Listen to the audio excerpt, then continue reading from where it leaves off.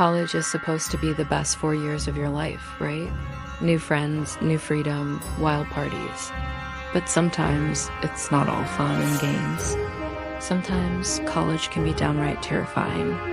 These are 4 of the scariest true stories that happened on campus.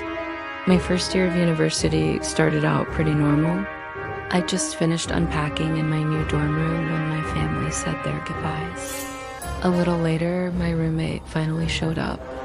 And let me tell you, from the second he walked in, I knew something was off. He was probably the most socially awkward person I'd ever met.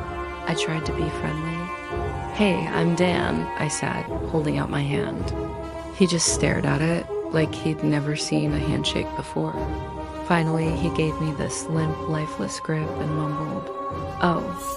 I literally had to ask him what his name was. "Dale," he said.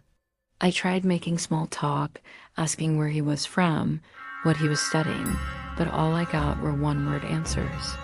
Yes, no, a weird forced smile here and there. Within minutes, we were both just sitting on our beds in total silence, staring at our laptops.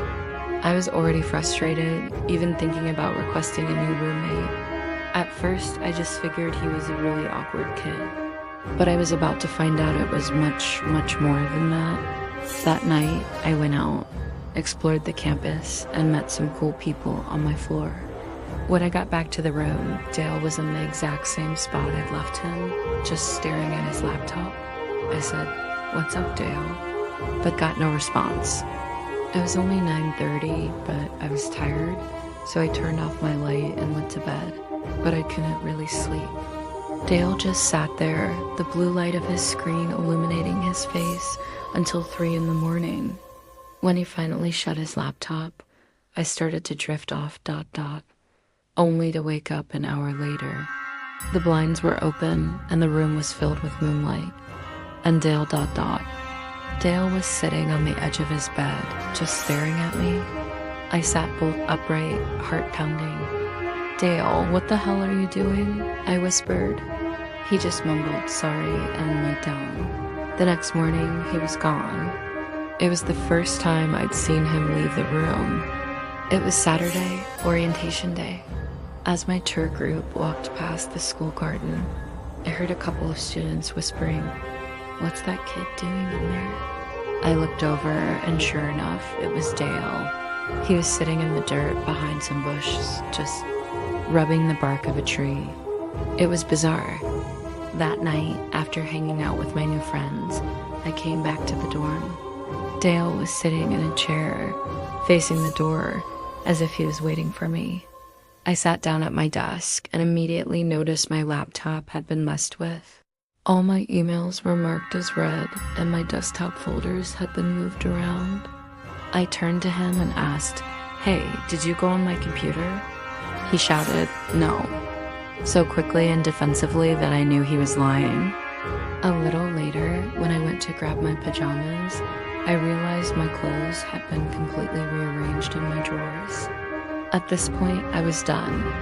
I'd already put in the request for a new room, so I decided not to confront him. I just wanted to get through one more night. In the middle of that night, I woke up to the sound of a zipper. My eyes snapped open. Dale was crouched on the floor, going through my backpack. "What are you doing?" I said, my voice shaking a little. He looked up, and for the first time, he said something almost clever. "I think you took my toothbrush by mistake," but I knew he was lying. There was no way. The next day, I moved into a new room down the hall. I was so relieved. But the nightmare wasn't over. That night, I woke up to a strange clicking sound coming from my new door. Asterisk click dash click ... Asterisk a pause ... asterisk click click. Asterisk it was happening every 30 seconds. I crept to the door and looked through the peephole. All I could see was the top of someone's head, leaning over the doorknob, trying to pick the lock. It was him. It was Dale. I immediately called campus police. They were there in less than 5 minutes and caught him, red-handed, with lock-picking tools. I saw them lead him away in cuffs. I never saw Dale again. I heard he was either suspended or expelled, but that experience, it still gives me chills. But Dale wasn't my only scary encounter in college. Another time, my friends and I were hanging out in a remote part of the school's nature preserve. We were drinking, laughing, having a good time around a small fire. Then we started hearing leaves crunching nearby. It sounded like someone was slowly circling us in the darkness, just outside the range of our firelight.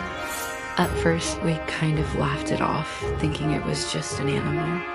But then a huge tree branch came flying out of the darkness and landed right in our fire pit, sending sparks everywhere. One of my friends just took off running.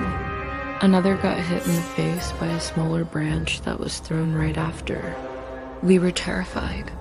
We grabbed our stuff and sprinted as fast as we could back to the main campus. From a dorm window, we looked back at the woods. We could see a dark figure pacing back and forth at the edge of the tree line before it finally disappeared into the black. We never, ever went back there at night. Then there was the time my freshman year roommate dragged me to a frat party. It was in this rundown house way off campus, and the whole vibe was just sketchy. It was packed with sweaty guys and hardly any girls. I was just standing there when a random guy came up to me and handed me this tiny bottle of liquor. He was really insistent, saying, "You gotta try this, man, it'll get you wasted." Being a dumb freshman, I drank it. Almost immediately, I felt incredibly dizzy.